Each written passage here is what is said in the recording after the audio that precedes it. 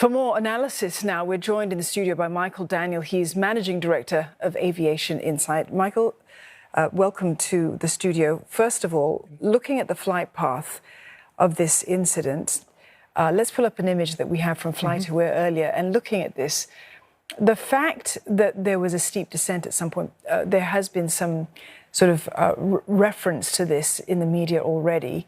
We see that there is this steep descent. What's your interpretation of what happened? Okay, well, the open source information that was provided does show the descent, but the question is, was it a true rapid descent because of the weather? It could be more indicative of the pilots flying in reaction to the weather, right? Because at that amount of feet descent plus the time may not be subjected because of the downdraft, if you will. It could be more indicative of the pilots reacting to the weather there situation.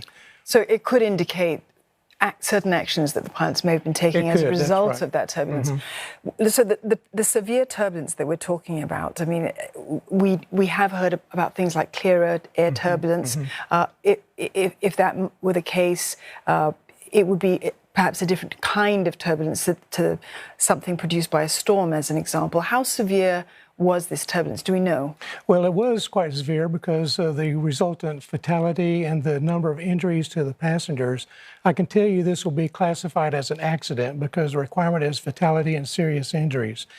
So now the course of the investigation will look into the situational awareness of the crew.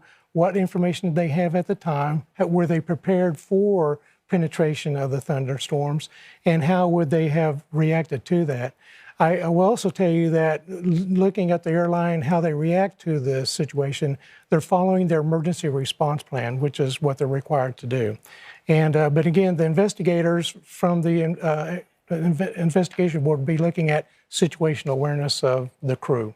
But have we seen a precedent to this, though, in terms of the number of injuries and also there's one fatality at this time? It's not a common thing that we see. We hear about turbulence, but not to this extent. That's correct. It's not a common occurrence because aviation safety is very safe, and it's very rare to have an accident, in particular to turbulence related. So, yeah, the accident investigation will include what are the probable causes? Was it mechanically induced? Was it weather-induced? Was it pilot-induced? The investigators will sort this out during the course of their investigation. When we're looking at the types of injuries, I mean, you heard May referencing what can happen in a situation where a person is not wearing their seatbelt, perhaps, and there is sudden turbulence, or it's so severe that it causes a person to kind of, sort of be lifted out of their seat almost. And we've been told this repeatedly, even when we're seated, even when we're having meals on a plane, to keep our belts on. That's right. That's been common practice for years now. Yes. Minimizing such the injuries that might be caused by something like this. What else can you do other than have your seatbelt on? Well, so going back to situational awareness, anticipating bad weather. So the pilots are trained to turn on the seatbelt sign.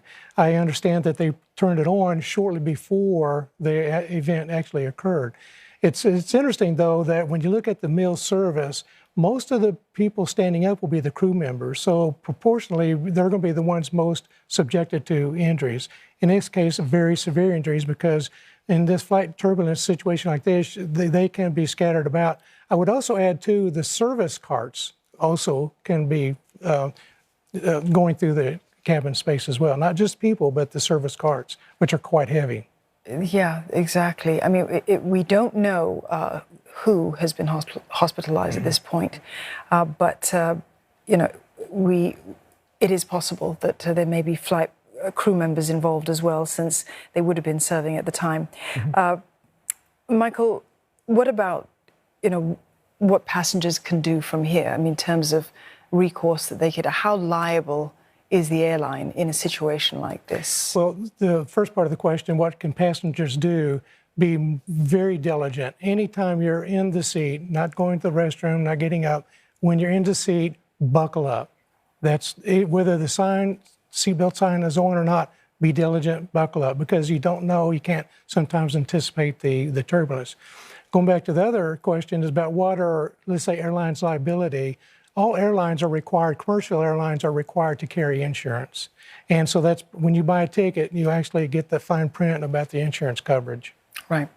Well, the investigations into this will be ongoing, and we do know that there's a support team that is headed from SIA to Bangkok right now to deal with really the care of the passengers and their families first of all. Michael, thank you so much for coming into the studio and talking to us about this. Michael Daniel, the Managing Director of Aviation Insight.